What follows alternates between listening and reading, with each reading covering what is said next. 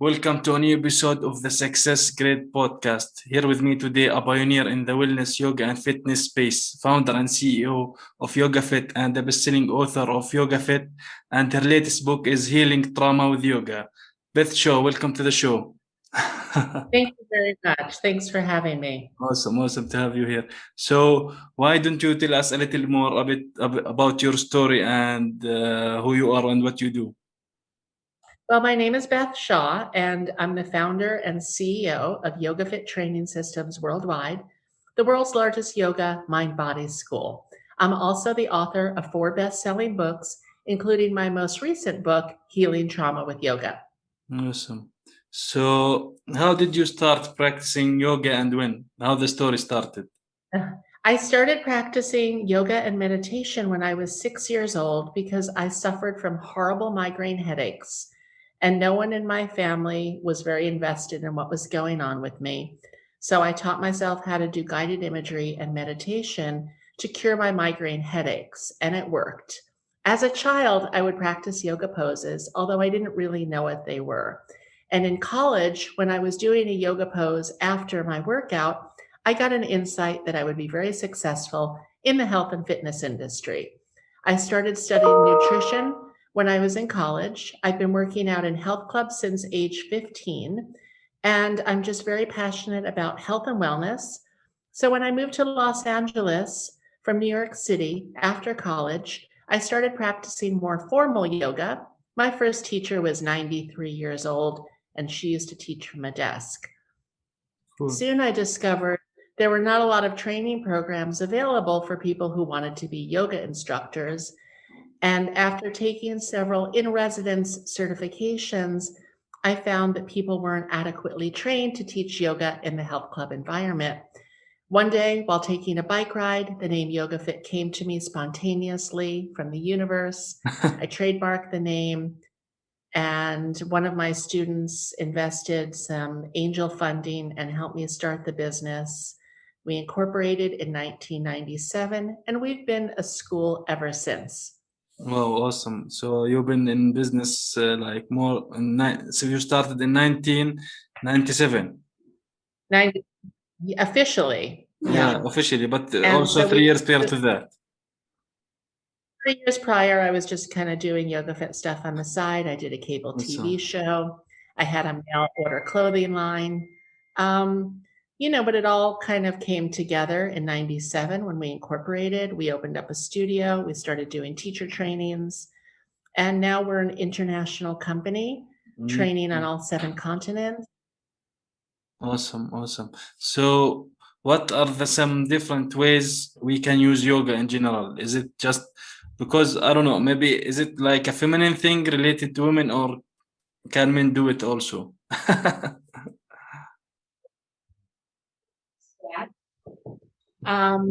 Your male readers will probably be interested in my book, The YogaFit Athlete.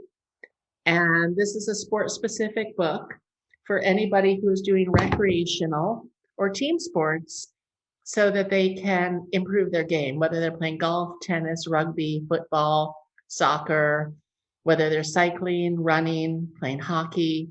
Everyone can really benefit from this book because it's really geared towards men and athletes.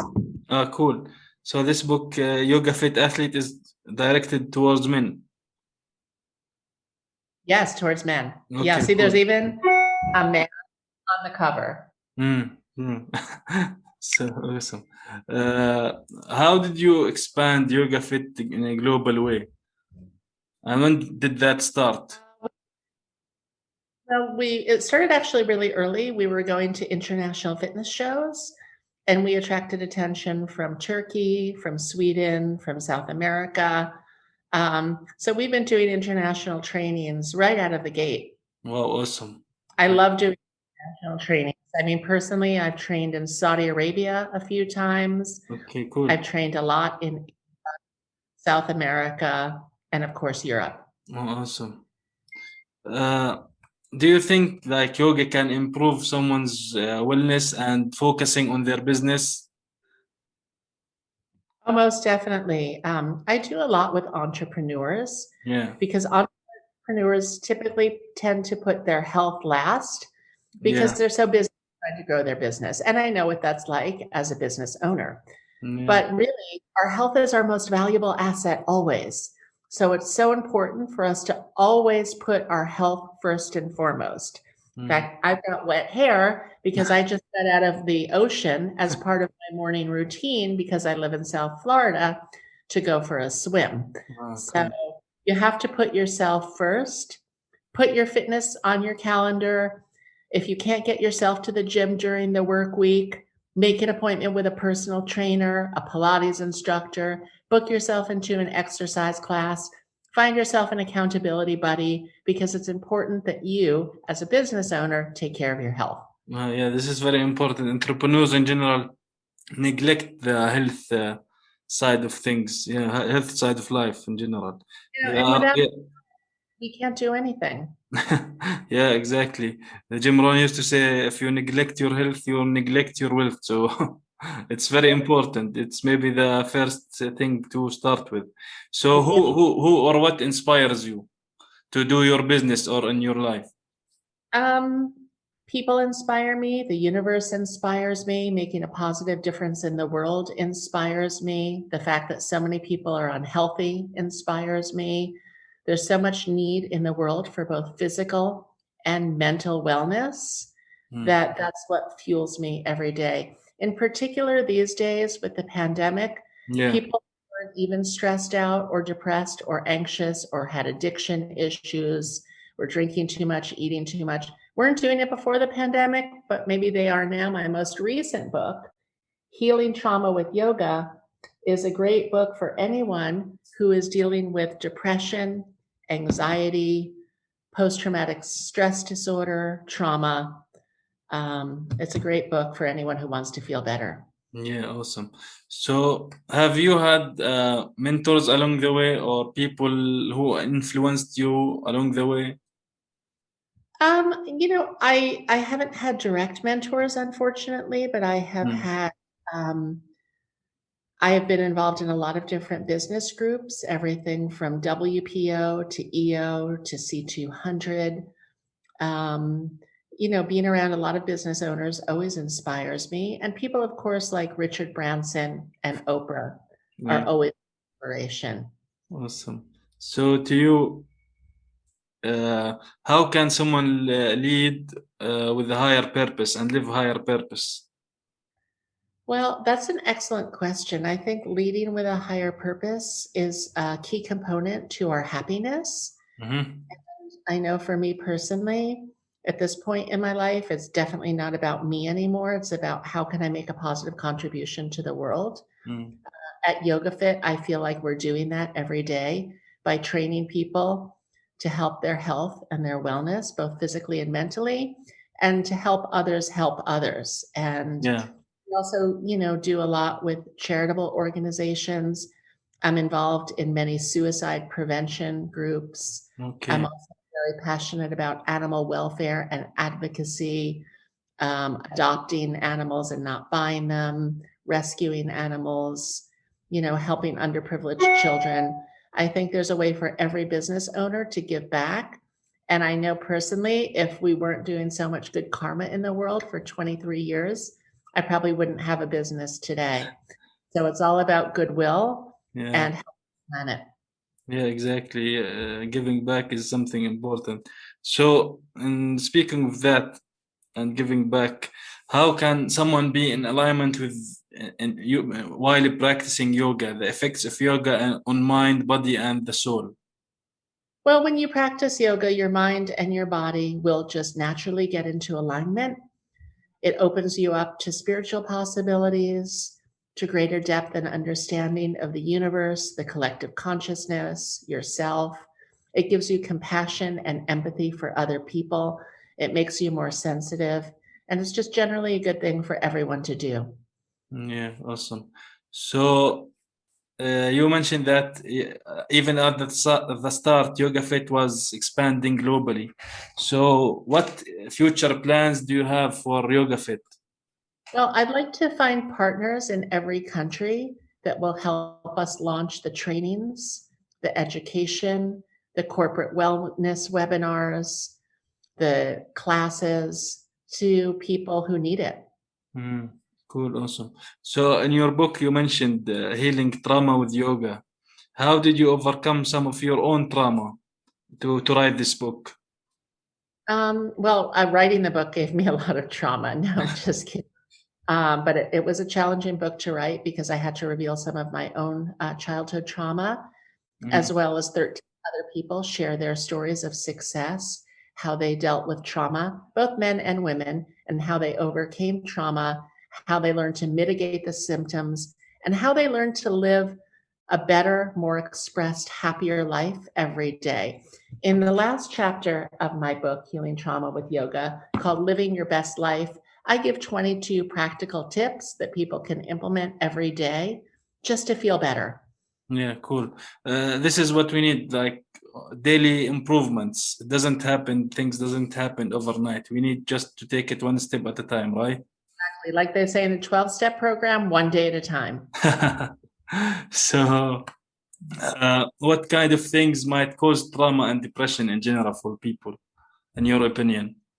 Well, a lot of childhood issues happen to people and they don't recognize them as trauma until they get older. Perhaps they haven't been to any therapy, but a car crash, a divorce, a death in the family, witnessing violence, they all cause trauma.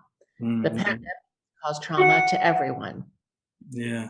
This past year has been tough on a lot of people, yes. Everyone. Yeah. Everyone. Yeah, exactly.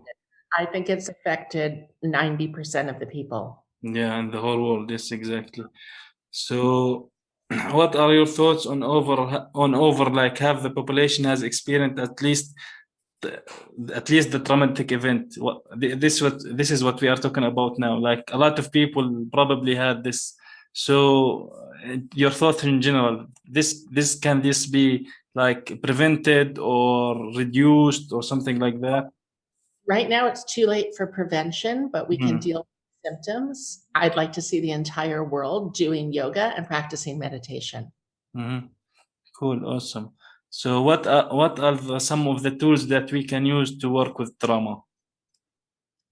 Well, in the book, I give some simple yoga poses that will actually take the trauma out of your body because that's where we store our trauma is in our bodies as well as in our minds. And every time we think about the trauma, we're reliving it.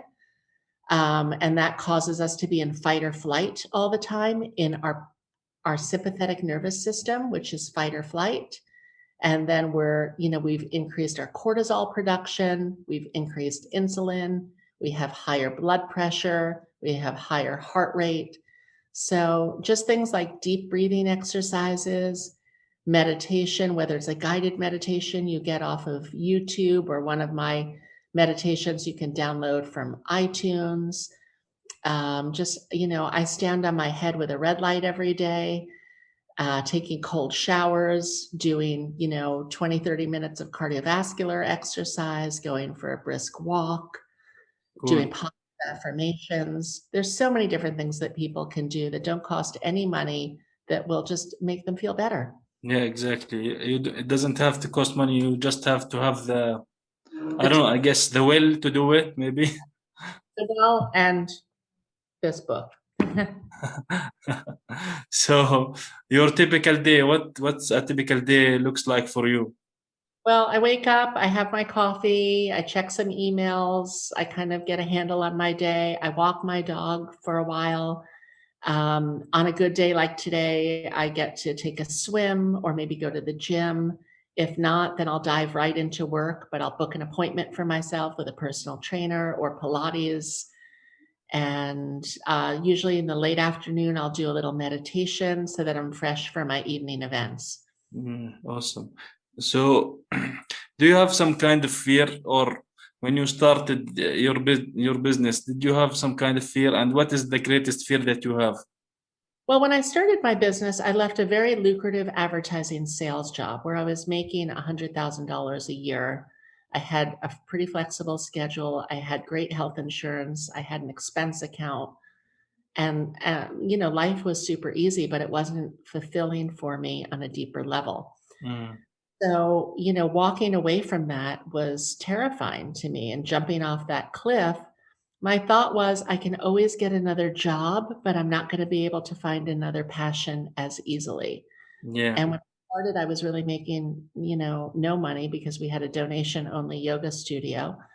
But over the course of time, the business grew and people would view me as very successful today, but that's not the most important thing to me. The most important thing to me is having a legacy company, leaving a legacy behind, and helping hundreds of thousands of people feel better all around the world. yeah. Having a legacy is very important because it leaves the footprint for the future so your company could stay there and to leave value to people. Yes. So, what do you think the world needs more of right now? Well, definitely compassion, empathy, kindness. I think the world needs more yoga, more unity, more togetherness, less separation, more of just the understanding that we are all from the same source energy and we all kind of want the same things. People want to be peaceful, they want to be safe, Yeah, and they feel good. yeah, exactly. So, Beth, thank you very much for being here with me today. Thank you so much for having me. Please, you can. What's your website so that people can go check it out? Our corporate website is yogafit.com. My personal website is bethshaw.com. You can also find me on Instagram, and I post a lot of videos and stuff, Beth Shaw Mind Body. And you can join our YogaFit Facebook groups as well. Yeah, awesome. Well, thank you very much for being here with me today. Have a beautiful day. You too. Namaste.